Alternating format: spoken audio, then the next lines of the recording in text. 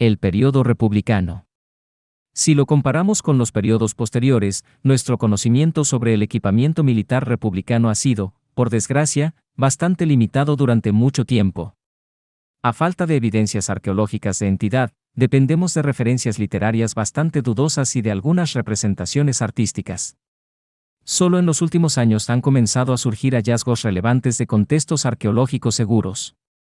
Aún así, únicamente a partir de las guerras púnicas contamos con objetos que no procedan de contextos funerarios. En este vídeo, veremos las armas que datan del periodo republicano del Imperio Romano. Pila. A menudo se afirma que el pilum fue diseñado para doblarse al impactar, impidiendo su reutilización inmediata. Sin embargo, esto es solo una parte de la historia. Esta no era la función principal del pilum, sino un efecto útil de su diseño. El pilum era una jabalina de corto alcance que utilizaba su peso, más que la velocidad, para lograr una gran capacidad de penetración. Además, un análisis detallado de su diseño más común sugiere que estaba destinado a perforar cualquier tipo de protección, como se evidencia en su cabeza piramidal, similar a las puntas Badkin medievales usadas en flechas y virotes de ballesta para perforar armaduras. Por tanto, la función principal del pilum era atravesar el escudo del enemigo y, gracias a su impulso, alcanzar el cuerpo, ya que su delgado vástago de hierro pasaba fácilmente por el agujero creado por la punta. Así, el largo asta de hierro no solo estaba diseñado para doblarse, sino también para atravesar la distancia entre el escudo perforado y el cuerpo del portador. Pruebas con réplicas modernas han demostrado que su punta de tipo Badkin puede atravesar una tabla de pino de 30 milímetros de grosor o 20 milímetros de contrachapado desde una distancia de 5 metros. En comparación, la efectividad de una punta barbada es mucho menor. Sin embargo, era característico del pilum que su vástago de hierro pudiera sufrir algún deterioro parcial tras el impacto, quedando así inutilizado. Se ha especulado sobre diversas formas de lograr esto, como el uso de un remache de madera para unir el vástago metálico al asta, o dejando sin templar el hierro justo detrás de la punta. Lo más probable es que el doblado fuera simplemente una consecuencia de la propia morfología del arma, y que la idea del remache de madera sea un malentendido de Plutarco o de la fuente que utilizó. Ensayos modernos con lanzamientos de pila han replicado la ligera flexión observada en los astiles de hierro exhumados. Debido a su asociación directa con el legionario romano, el pilum ha sido objeto de considerable atención académica, enfocándose en gran medida en su origen problemático. Se ha sugerido que podría tener una procedencia samnita, hispana o etrusca, aunque no se ha alcanzado una conclusión definitiva. El pilum parece figurar en frescos del siglo IV a.C. en la tumba Giglioli en Tarquinia, y un ejemplo de enmangue tubular del Vaticano podría haber sido encontrado en una tumba del siglo V a.C. en Bulci, Etruria. La existencia de dos versiones del arma, una pesada y otra ligera, sugiere la posibilidad de dos tradiciones independientes que convergieron en el armamento romano. La descripción clásica del pilum republicano proviene de Polibio, quien proporciona un detalle interesante. Aparentemente, la punta era barbada y de fabricación robusta. Tanto el modelo pesado como el ligero se reconocen en los ejemplares conservados en el registro arqueológico. El pilum pesado tiende a estar fijado al asta mediante una lengüeta remachada, mientras que su versión ligera suele emplear un tubo circular en su base. No obstante, también se documentan pila pesados con enmangue tubular en este periodo. Proyectiles de este tipo han sido exhumados en varios yacimientos. Aunque los más antiguos podrían ser los de Castelruf en España y Talamonaxio en Italia, los más conocidos son los encontrados en los campamentos romanos que rodean Numancia. Existen ejemplos similares en Cáceres el Viejo, Caminreal, Alesia y Entremont. La mayoría de los publicados tienen una punta piramidal y astiles de sección circular, aunque se conocen otros con punta barbada procedentes de Talamonaxio, Éfira, Alesia y, posiblemente, Renieblas. Los pila pesados más antiguos presentan una punta barbada, coincidiendo con la descripción de Polibio, y una lengüeta en forma de 8. Sin embargo, los hallazgos de Talamonaxio, Castelruf y Éfira muestran que, una vez que la lengüeta se insertaba en el bloque rectangular de madera del extremo del asta y se fijaba con uno o dos remaches, los lados sobresalientes se doblaban sobre sí mismos para asegurar mejor el componente metálico del arma. Los ejemplos completos de pilum pesado con cabeza piramidal provienen de Renieblas, Valencia y Caminreal. Uno de los ejemplares mejor conservados de Renieblas tiene una punta de 60 milímetros de longitud, un astil de 554 milímetros y una espiga de 90 milímetros de largo por 55 milímetros de ancho. Esta pieza fue enastada mediante 2 remaches de 35 milímetros en la lengüeta. Han sobrevivido otros astiles de longitud similar, y al menos uno de ellos tenía un enmangue tubular. También existen ejemplares con espiga plana provista de agujeros para remachar, y probablemente todos tenían un astil de sección circular. Un ejemplo de peña redonda tiene una sección rectangular en el vástago que iba insertado en la madera, pasa a ser cuadrada en la parte inferior del astil y se vuelve circular hacia la punta, que parece haber sido plana. El pilum ligero suele contar con un enmangue tubular para ser enastado. En España, se conocen ejemplares completos procedentes de Renieblas, Castillejo, Osuna y Camín Real. La cabeza piramidal del pilum de Renieblas tiene una longitud de 20 milímetros hasta su punto más ancho, desde donde el astil mide 232 milímetros hasta la base de un tubo de enastar de 20 milímetros de diámetro. La punta del pilum hallado en Castillejo tenía una longitud de 22 milímetros, y el astil medía 250 milímetros desde el punto de mayor anchura hasta la base del tubo de enmangue, también de 20 milímetros de diámetro. Stoffel halló varios pila en Alesia, en las zanjas de circunvalación situadas a los pies del Mont Rea. Algunos de estos proyectiles eran de gran tamaño, aunque la mayoría poseía dimensiones más reducidas en comparación con los ejemplares españoles más grandes, lo que sugiere que pertenecían a la variedad más ligera del arma. Algunos pila de enmangue tubular procedentes de Miel fueron claramente diseñados como proyectiles incendiarios, similar a ciertas flechas y virotes de épocas posteriores. Estos carecen de cabeza piramidal y presentan una pequeña rejilla en el astil para alojar material incendiario. Debido a su corto alcance, es posible que fueran destinados a ser usados contra máquinas de asedio. Otro modelo inusual de pilum cuenta con una punta de una sola barba, aunque se ha documentado en yacimientos de la época de Augusto, podría tener un origen republicano. Lanza. La lanza era un arma fundamental en el combate en formación cerrada, y aunque no estaba diseñada para ser arrojada como el pilum, podía emplearse de esa manera antes de entrar en combate cuerpo a cuerpo. Su principal ventaja radicaba en su eficacia contra enemigos armados con espadas, aunque su manejo era más difícil en comparación con otras armas. Es probable que la mayoría de las tropas romanas que portaban lanzas también llevaran espadas o dagas como armas secundarias. Los componentes principales de una lanza son el asta de madera, la punta de hierro y el regatón. La punta de la lanza presentaba una gran variedad de formas y tamaños, adaptadas a diferentes circunstancias y preferencias artesanales. El regatón, además de proteger el asta cuando se apoyaba en el suelo, podía utilizarse como arma secundaria en caso de que la punta se rompiera. En cuanto a las puntas de lanza de este periodo, no presentaban características distintivas que permitieran diferenciarlas de las fabricadas por enemigos o aliados. Sin embargo, en épocas posteriores se desarrollaron diversos modelos, como las cabezas en forma de punzón de sección triangular, cuya función no está clara pero podría haber sido similar a la del pilum y los virotes de artillería. Polibio menciona que la lanza romana de caballería era delgada y flexible, lo que la hacía propensa a romperse debido al movimiento del caballo. Por otro lado, el modelo griego adoptado por los romanos era más robusto y contaba con un regatón que podía utilizarse como una segunda punta efectiva. Espadas. El Gladius hispaniensis, conocido popularmente como gladies, se cree que fue adoptado por los romanos después de que lo descubrieran por primera vez en Hispania. Esta espada era diferente de las largas espadas celtas, ya que estaba diseñada específicamente para el combate en formación cerrada y tenía una morfología que reflejaba su uso táctico. Aunque la adopción del Gladius hispaniensis implicó el desarrollo de nuevas tácticas militares, los romanos no necesariamente copiaron los complejos procesos de fabricación de esta arma, sino más bien su forma y funcionalidad. Se han encontrado varios ejemplos de Gladius hispaniensis republicanos en excavaciones arqueológicas. Uno de los primeros ejemplos reconocidos se halló en la isla de Delos, con restos de empuñadura de madera carbonizada y una vaina con anillos de suspensión y hebillas.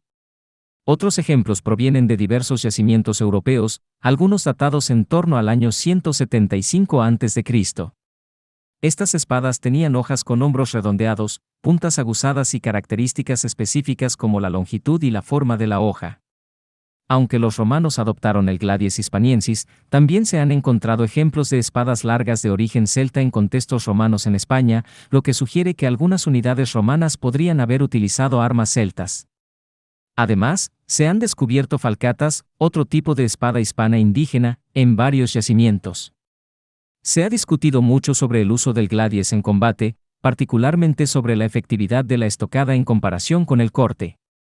Aunque algunos autores contemporáneos han enfatizado la importancia de la estocada, Polibio señaló que el gladies hispaniensis era igualmente efectivo tanto para cortar como para apuñalar, lo que sugiere que esta espada era multifuncional en combate. Dagas.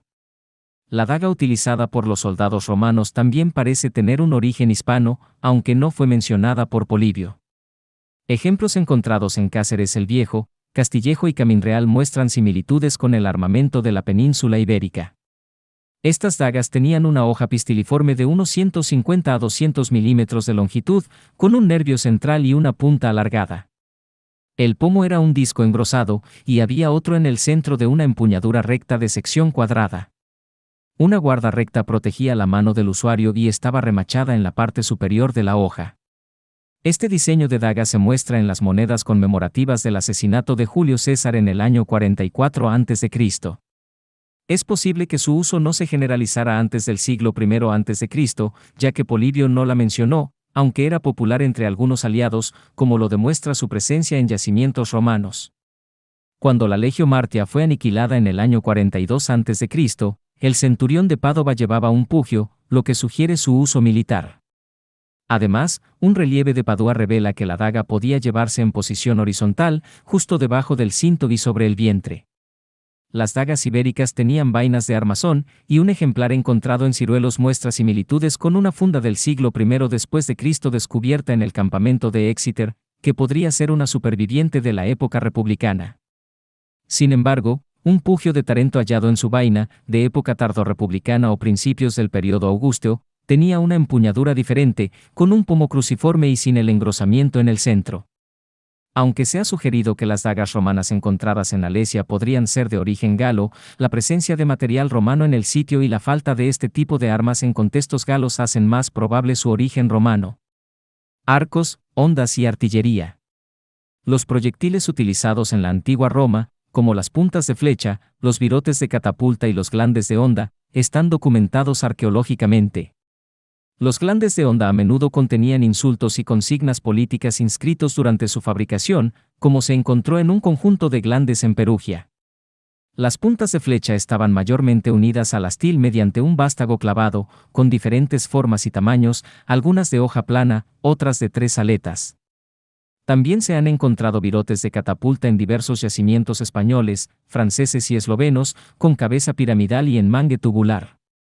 Los romanos adoptaron la tecnología artillera de los griegos de época helenística, gracias a desertores con conocimientos en la materia. Parte del bastidor de una pieza de artillería fue exhumado en Emporión, Ampurias, España, asociado con las campañas de Catón, y otro en Caminreal, datado en el primer tercio del siglo I a.C. Se han descubierto proyectiles en forma de bolas de piedra en los campamentos de la circunvalación a Numancia, fabricados en arenisca local, y en Cáceres el Viejo, de mayor peso. Los virotes de catapulta, similares al pilum, tenían una cabeza piramidal de sección cuadrada, diseñada para la perforación. Se basaban en la velocidad en lugar del peso, por lo que se evitaba el uso de puntas en forma de hoja de laurel que pudieran desviarse fácilmente. Las reconstrucciones modernas sugieren que las piezas de lanzar virotes y las que arrojaban piedras se utilizaban en tiro tenso, a menos que se quisiera superar las murallas de una ciudad. Armaduras. Escudos. El escudo legionario ovalado y curvo, a menudo llamado scutum, fue un elemento característico de la infantería de línea romana. Su forma evolucionó con el tiempo, pero se mantuvo sin cambios significativos debido a su eficacia en la función requerida.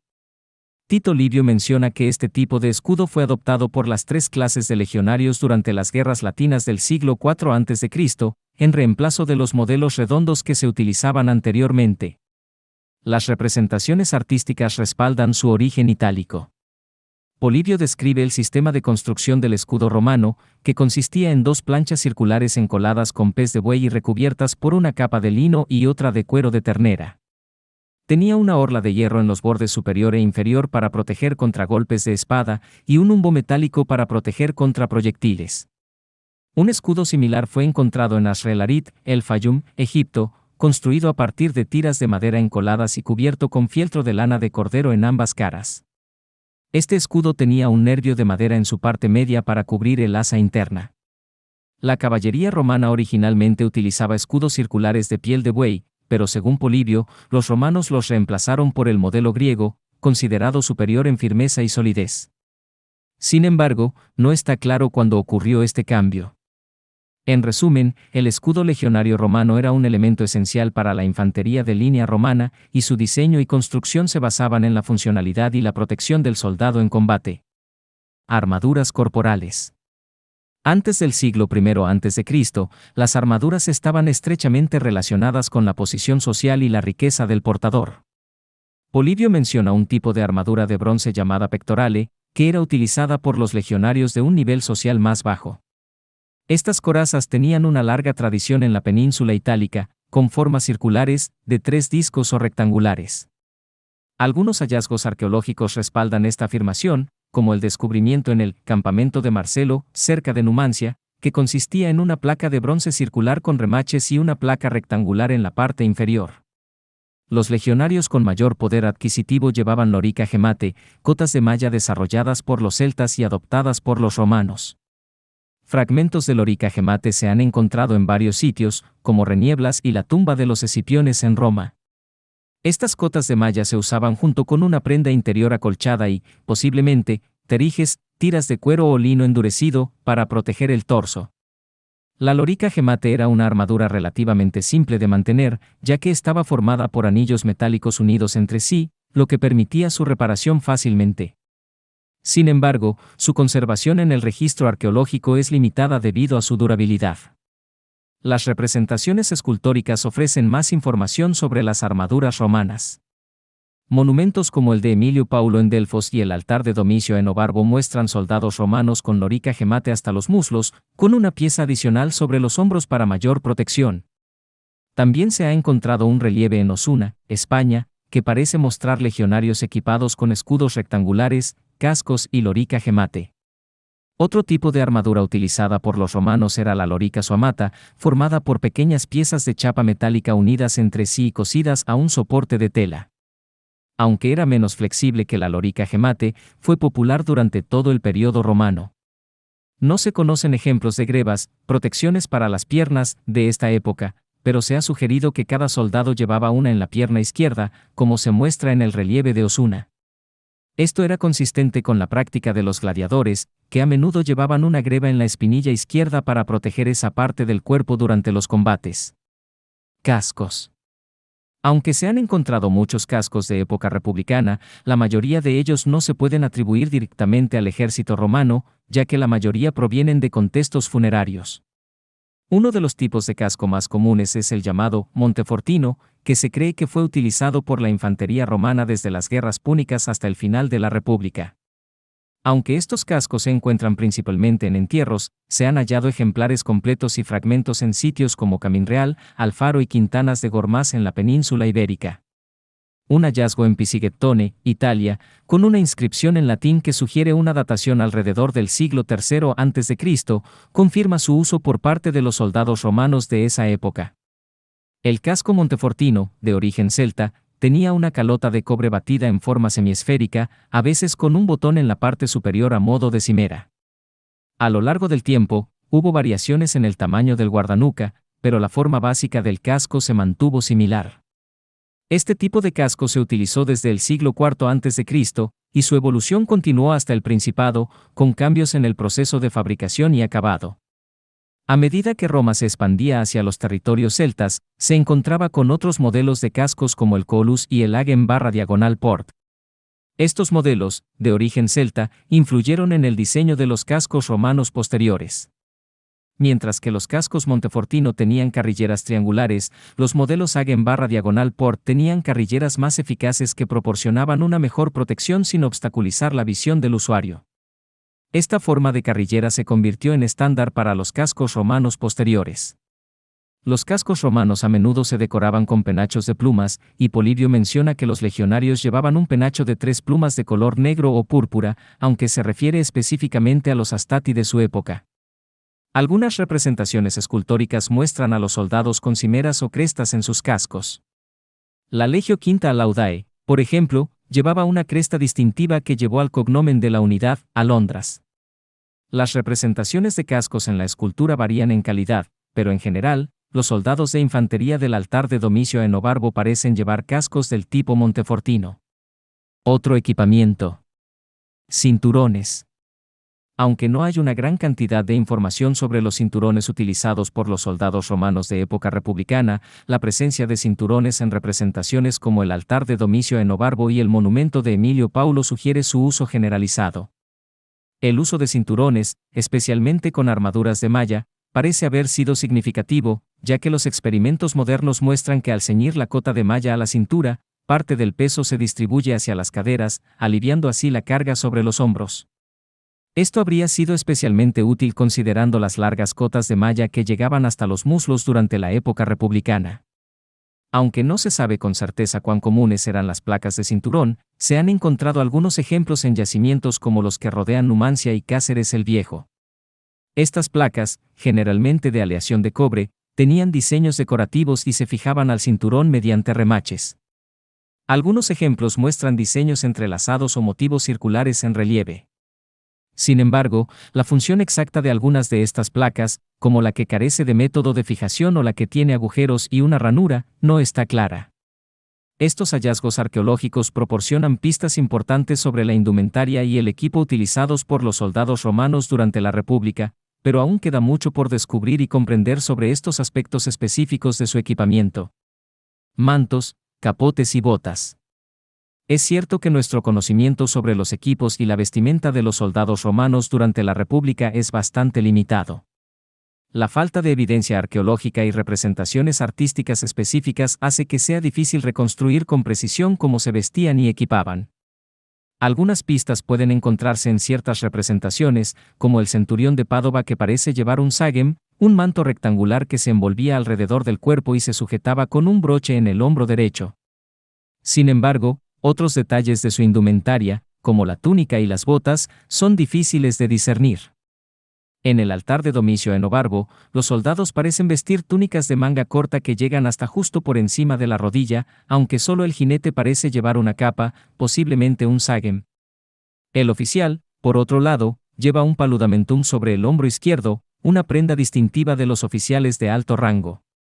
Las caligue, un tipo de calzado característico en épocas posteriores, no aparecen en las representaciones militares de la República, lo que dificulta determinar cuándo se introdujeron en el ejército romano. En las representaciones del relieve de Domicio Enobarbo, los soldados aparecen descalzos, aunque los detalles de las botas del centurión de Padova podrían haber sido añadidos mediante la pintura, como se hizo en estelas posteriores. Estandartes e instrumentos musicales. Es cierto que los hallazgos de estandartes de época republicana son escasos, y las menciones de Polibio sobre ellos son limitadas. Según Plinio el Viejo, el águila fue adoptada como estandarte principal de las legiones por primera vez en el año 104 a.C., bajo el mando de Cayo Mario, reemplazando a otros símbolos como el lobo, el minotauro, el caballo y el toro. La representación más antigua conocida de este águila en un denario de Valerio Flaco, 82 a.C., muestra al ave con las alas extendidas posada sobre un rayo, flanqueada por otros dos estandartes. Las insignias que acompañan al águila están adornadas con crecientes lunares y discos, y en el asta se pueden distinguir las letras mayúsculas H y P, probablemente las iniciales de Astati y Príncipes. En cuanto a los instrumentos musicales empleados para enviar órdenes y llamar a las tropas, como el cornu, la tuba y la bocina, no existen ejemplos hallados en contextos militares de época republicana. El cornu inicialmente era un cuerno curvado de bronce, posiblemente provisto de un brazo transversal, aunque de tamaño más pequeño que los instrumentos posteriores que se encuentran en abundantes representaciones del período imperial. La representación más clara de este instrumento y su forma de ser portado se encuentra en una escultura de Osuna. Equipamiento de caballería. Poco se sabe acerca de los equipos de caballería republicana, por lo que tan solo podemos especular acerca de la adopción de la silla de montar de 4 cuernos de origen celta. Se han encontrado espuelas en Cáceres el Viejo y en los yacimientos que rodean Numancia, además de en Camín Real, también contamos con bocados, procedentes tanto de este último yacimiento como de Renieblas. Útiles y herramientas. Los hallazgos de herramientas y otros útiles de época republicana proporcionan una visión interesante de la vida y las prácticas militares de la época. Por ejemplo, un zapapico descubierto en Peña Redonda muestra una gran similitud con sus sucesores del periodo imperial, lo que sugiere una continuidad en la fabricación y el uso de herramientas a lo largo del tiempo. Otro hallazgo común en los yacimientos de la República son los conjuntos de clavijas de hierro con un orificio o arco por el que pasa un anillo. Estas clavijas, que pesan aproximadamente 320 gramos cada una, tienen una finalidad incierta, aunque se han identificado a menudo como clavijas de tienda de campaña. Sin embargo, algunas interpretaciones sugieren que podrían haber sido utilizadas para atar a los animales, como mencionó Polibio al describir las prácticas de los celtíberos. En el asedio de Alesia, César describió varios obstáculos utilizados por su ejército, incluyendo los stingelal, unos vástagos de hierro de doble punta clavados en estacas enterradas en el suelo. Además, se han encontrado artilugios de hierro llamados abrojos, tribuli, que tienen 4 puntas dispuestas de tal manera que, al caer al suelo, al menos una punta siempre apunta hacia arriba, lo que los convierte en una trampa eficaz. Estos descubrimientos arqueológicos proporcionan valiosa información sobre las técnicas y herramientas utilizadas por los romanos en la época republicana, así como sobre sus estrategias militares y prácticas de asedio. Y eso es todo en este vídeo, espero les haya gustado, no olviden suscribirse, comentar y compartir.